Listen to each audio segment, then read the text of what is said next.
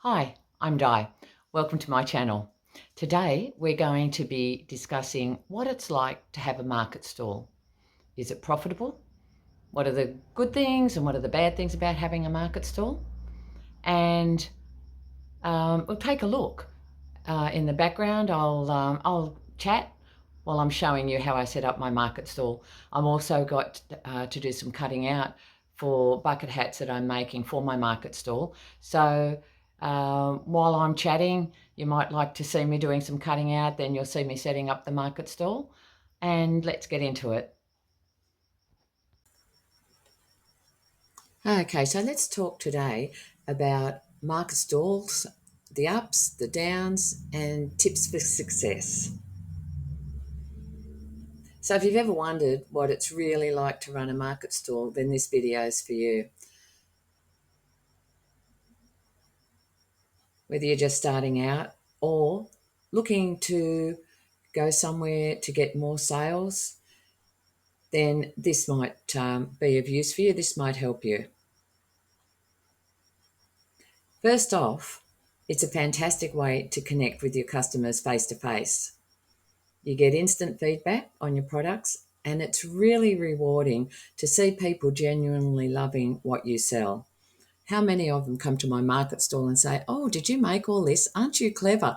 Or, "Oh, I love this design," or, "I love this fabric," or many very positive comments that I get. And that's really uplifting when it can be a bit of a trudge sometimes doing the markets because you've got to be up very early, you've got to set up. And then by the time your customers come, you've already been on the go for maybe 2 or 3 hours. They're a great way for building brand awareness, networking with other vendors, and testing new product ideas in a low risk environment. And don't forget the downsides. The weather can ruin the day. Nobody wants to be setting up a market stall or even shopping as a customer if it's raining or if it's really hot. And sometimes, even though everything seems perfect, the weather's good, it's a beautiful day, we just don't get foot traffic. And it's very hard just to make back the money that you've paid to have that stall. You've got a setup, you've got a breakdown, and you're standing all day. These are just part of the challenges of having a market stall. But you can do things to improve your chances of sales and to have a better day at the markets. Firstly, you need to have a market stall which is well set up and that will catch people's attention. So you should have some eye-catching signage. Make sure that your brand name is visible and easy to read from a distance. A professionally printed banner works really well. Have a clear layout of your products, and that way it invites customers to come and browse around. You need to have different levels, so things are higher. You don't just have a table and put things flat on a table. So you should use things like stands, crates, shelves to add depth and so that people can see your items at eye level. If you're doing an indoor market or a nighttime market, make sure that you have good lighting. So you can have string lights or small spotlights. And if you don't have electricity at your markets, you can get rechargeable lights or ones that work off batteries, or even solar lights if you're at a stall outside. You need to have a clean and organised market stall. Clutter, too many things, if there's too many things for people to look at, it's just too hard visually for them to take in what is it that you're doing, what is it that you're selling. So sometimes it's better to have less stock than too much. So once you've got your stall set up and it's all looking good, you need to draw your customers in and you need to make those sales. So firstly, you need to engage with customers. Even if people haven't entered your market stall, as they're passing by, just give them a smile. Say hello. Don't pressure them, but make sure that they know you're approachable. When people show an interest in your items and ask a few questions, share the story behind the products. Let them know. it's handmade by you. It's eco-friendly, locally sourced, whatever the point may be, because people love buying from someone with a passion.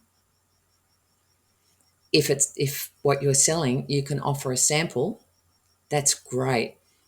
Another way, one thing I do, I sell a lot of hats. I have a mirror hanging up, and I say to people, you're very welcome to try on anything that you like. There's a mirror just there. And how many people try on a hat? I see them look in the mirror, they smile, they adjust it, and they say, I'll take this one. It's just great. So, if you can engage with people that way and get them feeling confident about your product, you'll make more sales. You should also have clear signs for pricing. Myself, if I go somewhere and there's not prices on it, there's no prices anywhere, I just walk away because I don't want to be looking at a lot of different things and asking the price for everything. And I always think, well, why can't they put a price on it? Well, one lady, I went to her stall and I really liked what she had. And I said to her, oh, how much is this? I can't see a price. And she basically barked at me and said, the prices are on the bottom. So I had to pick the item up, turn it over, look at the price, and then put it back down. And I thought, I'm not doing that with everything here. And the way she spoke to me, I just said, oh, okay, thanks, and walked away. I mean, she'd lost a potential customer. So you do need to be very careful how you respond to people, even if you're having a bad day. Don't let anyone else know by the way you speak to them. Another thing that you can do to improve the chances of sales is to have different methods of payment. I know where I go to the markets, there's a lot of them that'll only accept cash. These days, a lot of people don't carry cash.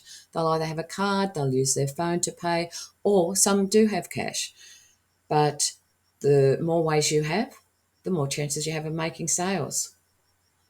Now, before you even think about having a market stall, here's some things that you need to think about. So, what I did, I went along to some markets that I was interested in just as a customer. I had a look at the stalls that were there. I had a look at the type of customers that were visiting the markets. And I also investigated the costs of what it is to hire that market stall. So do your research before you actually go along, but you'll never really know because at the markets, you might see a crowd of people and then you start a stall and then for some reason, the crowds drop off. When you actually have a market stall, make sure that you bring enough products. You don't have to overdo it. I sometimes leave extra products just in my vehicle because I can park my vehicle close to my stall in most of the markets that I do. Also, make sure that you have your insurance and any permits in order because you won't be allowed to have a market stall without insurance. I know where I do the markets, we need $20 million in public liability insurance.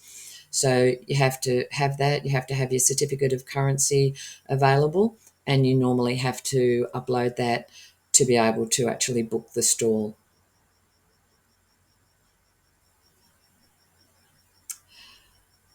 Running a market stall can be both challenging and it can be rewarding. It can be rewarding financially and personally it can be rewarding. So if you set it up right, you have customer focused strategies and you need a happy, positive attitude, you can turn a simple stall into a thriving business. I'd love to hear if you've done markets, if you've got any tips or tricks that you have for selling at markets, please drop them in the comments below. And if you found this video helpful, give it a thumbs up, subscribe for more tips on growing your business, and thanks for watching. And hopefully I'll see you at one of my market stalls. If you see me, please